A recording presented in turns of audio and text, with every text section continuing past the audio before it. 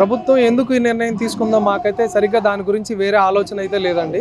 కానీ ప్రభుత్వం ఏ నిర్ణయం తీసుకున్నా కూడా మా రాష్ట్రం మొత్తం మీద 9,260 మంది డ్రైవర్లు, వాళ్ళకు తోడుగా వాళ్ళతో పాటు పనిచేసే హమాలీలతో కలిపి మొత్తం దాదాపుగా 18,000 నుంచి 20,000 మంది వరకు సడన్గా రోడ్డు మీద పడిపోయారండి.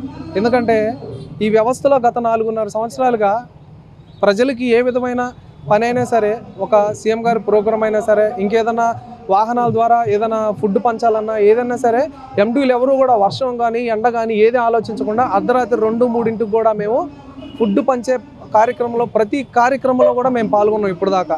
దీని గురించి మేము ఎందుకు చేయాలి ఏంటి అని ఎప్పుడు కూడా అధికారులకు మేము ఎదురు తిరగలేదు. ప్రతి విషయాన్ని మేము అధికారులు ఏం చెప్పారో దాన్నే మేము ఫాలో అయ్యాం. కానీ ఈరోజు ఎవరు ఏమనుకున్నారో, దేన్ని ఎలా అనుకున్నారో, పోయినసారి సర్వే చేసినప్పుడు కూడా ప్రజల దగ్గర 72-73% వరకు కూడా ప్రజలందరూ కూడా ఒక్కటే మాట చెప్పారు, ఈ రేషన్ వాహనాలు ఇంటింటికి వచ్చే ఈ పద్ధతి మాకు చాలా బాగుంది.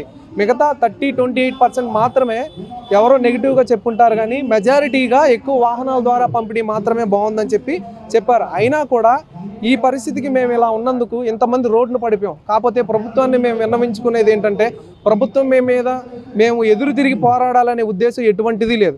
కానీ మా వాహనాలు ఎండీలు అందరూ తరపున మేము సడన్గా రోడ్డును పడిపోయాం. ఇప్పుడు ప్రభుత్వం ఏదన్నా నిర్ణయం తీసుకుంటే, ఒక 3 నెలల ముందో 6 నెలల ముందో నిర్ణయం తీసుకుంటే మేము మా వ్యక్తిగతంగా ఎవరైతే ఏ పనులు చేయగలుగుతారో వాళ్ళ కెపాసిటీని బట్టి వాళ్ళ పనులు వాళ్ళు చేసుకోగలుగుతారు, వెతుక్కోగలుగుతారు. ఇప్పుడు సడన్గా మే నెల 20వ తారీఖు ఈ రోజు నుంచి మీకు వాహనాలు లేవు, వచ్చే నెల 1వ తారీఖు నుంచి డిపోల్లో మీకు ప్రజలకంతా పంపిణీ జరుగుతుంది అనే విధానంలో ఎండీలు అందరూ కూడా ఆందోళనకు గురైపోయారు.